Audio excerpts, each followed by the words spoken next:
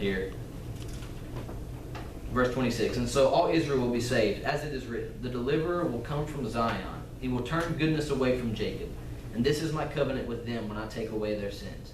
As far as the gospel is concerned, they are enemies on your account. But as far as election is concerned, they are loved on account of the patriarchs. For God's gifts and his call are irrevocable. Now, personally, I used to think this passage was about spiritual gifts and, God's gifts are without repentance and all this stuff. And it turns out it's not what this is at all, as I looked a little deeper into it. But Paul's talking about the Israelites, right? The Israelites have continually rejected God in the past. He's writing about how they rejected the gospel in the present. But it says, for God's gifts and his call are irrevocable. Just as you, who were at one time disobedient to God, have now received mercy as a result of their disobedience. They too have now become disobedient in order that they too may now receive mercy as a result of God's mercy to you. For God has bound all men over to disobedience, so that he may have mercy on them all. And a lot of theological stuff going on right there that we could discuss and talk about, but that's not what I'm going to get into. I just want to let you know that, like it says at the beginning of chapter 11, that God did not reject his people because he foreknew them. God called you knowing that you're going to make mistakes. He called you knowing that you may be making a mistake right now. He called you knowing that you're going to make a mistake in the future. He knows every sin before you've ever committed it. He knows everything that you're going to do that does not honor him before you have ever done it. And yet he still called you. I know sometimes, even in situations like this, I'm so honored to be up here and to be able to preach and be able to talk to you guys. And I'll be sitting in my chair, and I'm sitting there, and I'm ready to get up there, and I'm nervous, and it's almost like sometimes a little whisper comes into my ear about something that I have done years ago. Little whisper comes into my ear about something that I did 10 minutes ago. And I could let that get to me. Sometimes it does get to me. It's very easy to look back at what we've done and how we failed and the mistakes that we've made and the things where we actually disobeyed God and sinned against God, and to be afraid that we may do it again in the future, but God knew. God knew. He knew that you were going to make that mistake. He knew that you were going to fail at that point in time. But he still called you and he still chose you. There's some fathers in this room. I'm not a father. Just letting y'all know. I don't have any children, but there are some fathers in this room. And when your son makes a mistake and gets in trouble, or like Luke was telling a story about his child kept going to the refrigerator and trying to get stuff on their own. When you get on to them, you may even get mad at them. You discipline them, this and that and the other. But at the end of the day, that's still your child. That's still your son. There's nothing that child can do to not be your son. Because you love him. If you have a daughter, you love her. There's nothing that child is going to do that's going to change your mind. And that's going to change how you feel about that child. God is the same way with us. He's the same way with me. He's the same way with you. He called you before you were even born. The omniscient God that he is, the all-knowing God that he is, knowing every step you would take, every mistake you would make before you ever met Jesus and gave your life over to Jesus. He knows every mistake that you're going to make after your encounter with Jesus. But it's through grace that forgives us and empowers us to be able to stand up in places like this and talk to each other about God and to talk to other people about God.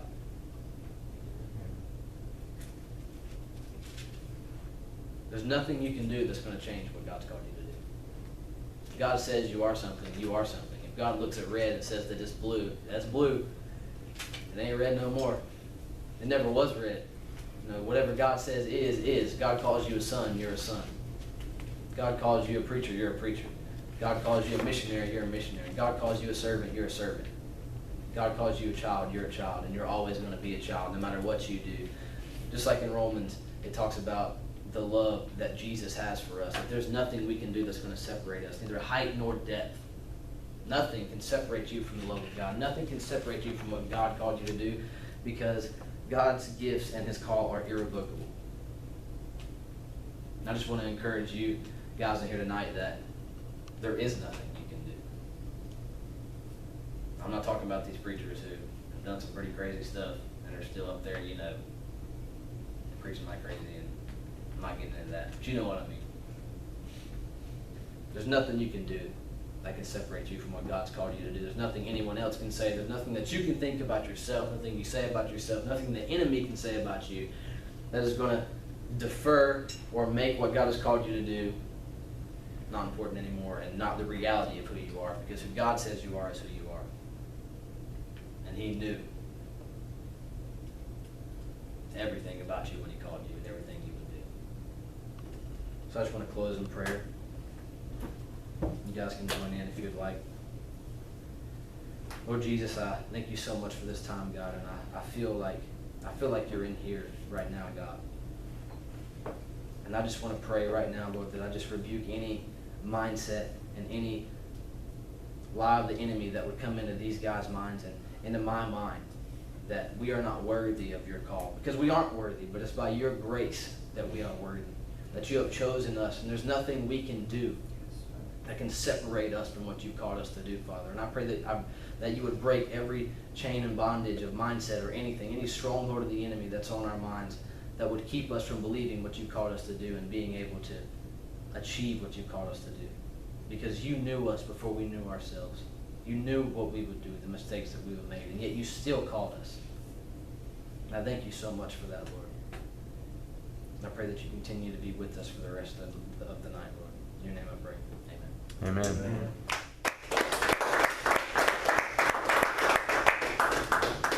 You're with me.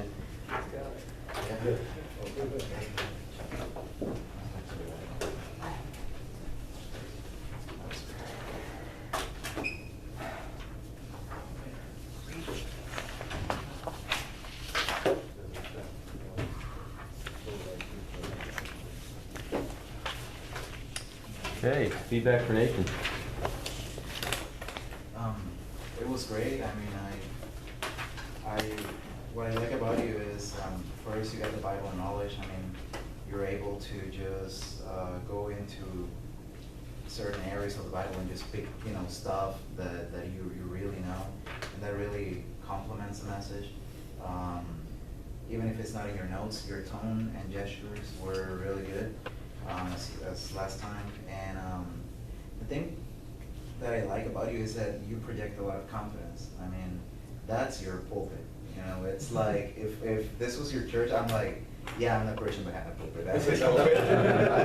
Because you really kind of like own it, and I really like it. I like about when you mentioned about there will always be a remnant, and the only thing that I will probably add is kind of like maybe a story or something in the middle to connect all the verses. You kind of like did it at the end, not with a story, but you went kind of like off your notes and just started preaching and in a different level. But maybe a story or something to connect everything, because there were a lot of verses. But overall it's 100 from there. What I liked about it was the eye-opener for me about God's love for us and His grace, and then how you tie that in with the orphanage story. That really just like boom. It was kind of dark, but at the same time it was a lot of revelation in the story. It was dark, but it shows you, I mean, God's grace, actually. When you think about it, it's like we don't deserve it. I think it was, in the beginning, I wasn't that sure when you started telling the story, and I'm like, wow. But then after you realize, after you connect the story with Paul's story, I'm like, my God, they're the same, it's just the same. So, good job. That is excellent. You have a natural gift, a God-given gift. That message spoke to me. That's one thing I struggle with a lot with my last job, and things. Yeah, it's a good message. It was, I needed to hear that. You know, you always hear failure doesn't change your calling or stuff like that, but to really wrap my head around him knowing what I was going to do before he formed me and still having this call upon my life feels like I'm in the right place. So thank you for that. Thank you. I really liked how you opened up with all these different characters like David and Jonah and Paul. Like it really, for me, it kind of helped kind of see, okay, you're drawing, while you have kind of a central passage, you're kind of also drawing from these other lives as well. So that was pretty sweet. So yeah, good job. Felt like you're obviously very comfortable speaking, standing up there. You have this sense of confidence. Your style is very engaging. I really enjoyed, I enjoyed listening to you speak and kind of break down the scriptures and everything. Stories are good. They're engaging. The one thing that kind of like caught me, and I think in a setting like this, there's not necessarily anything wrong with it, but with certain language, know your audience. And the biggest reason I bring that up is referring to David as a rapist in certain audiences could alienate people more than bring them into the story, you know what I'm saying? And I understand exactly what you're saying. Yeah. Like, he's king, there's authority in that. But she, for the most part, maybe she was down with it, but maybe she was just like, how do I tell the king no? You know? So I understand exactly where you're going with it and everything, but that would be it, you know? I'm not necessarily saying there's anything wrong with it like that way, just know your audience. Yeah, I think, in the beginning of class, the very first, post, I think, was about what makes a good sermon. And, that people walk away changed, people walk away with something. And it lasts longer than the time it takes for you to explain it. And I think I'm going to walk away with a different perspective on sin, different perspective on regret. And it's going to come. So, you nailed it. I would say one thing, maybe get out from behind the pulpit a little bit, just because you have an authority that you control the room. The room's yours, use it, you know what I mean? That's what I would have liked to see. Maybe. But I know in this setting it's hard, but definitely if you ever get a stage, you're one of those that you can use it, it's yours. So. And you got a natural gift, natural talent, anointing. Have you done a lot of preaching? My first message I actually preached was, I'll be honest with you guys, I was in homiletics last semester, homiletics 1, and the whole thing was a paper that mysteriously vanished. Ended up making me fail the class. Oh no.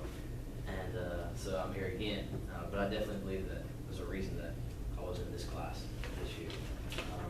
But last semester, besides one time that I preached in assembly when I was like 13, 14, because I was forced to, that's where Sunday school was going to do, and I was terrible because I at that point I wasn't even living right, or living for God, but I would say that last semester was the first time that I actually preached in class.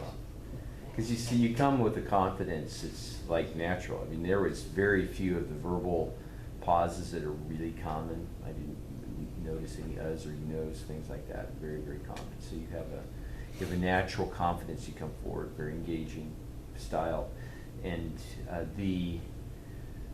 that was a long text to do. If you did your full exegetical study on 2 chapters from Romans, my goodness, it's a lot of material. And you probably could have had a simpler structure. So it felt more like a topical sermon than an exegetical, because you spent a long intro before you got into those passages and kind of wandered. So it didn't feel like that passage, which again, for the sake of this assignment, this was to be an exegetical, which means your passage drove your message structure. You get out and preaching on your own topical sermons are fine, unless you're at a church that says we preach exegetically. And if you go to Howard Robinson's church, better preach exegetically. So I see benefits in both, and if you end up taking me for Ham too, I'll show you how to do the other kinds. But it was definitely more topical, because I really felt the grace message comes from Romans 10 and 11, but not so much regret there. But I can see how you're saying we don't need to live in regret because of grace.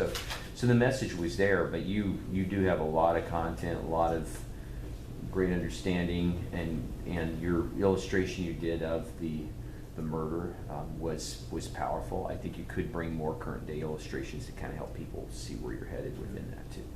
Bring it along. Great job. You got a great gift. What else is going to bring us home?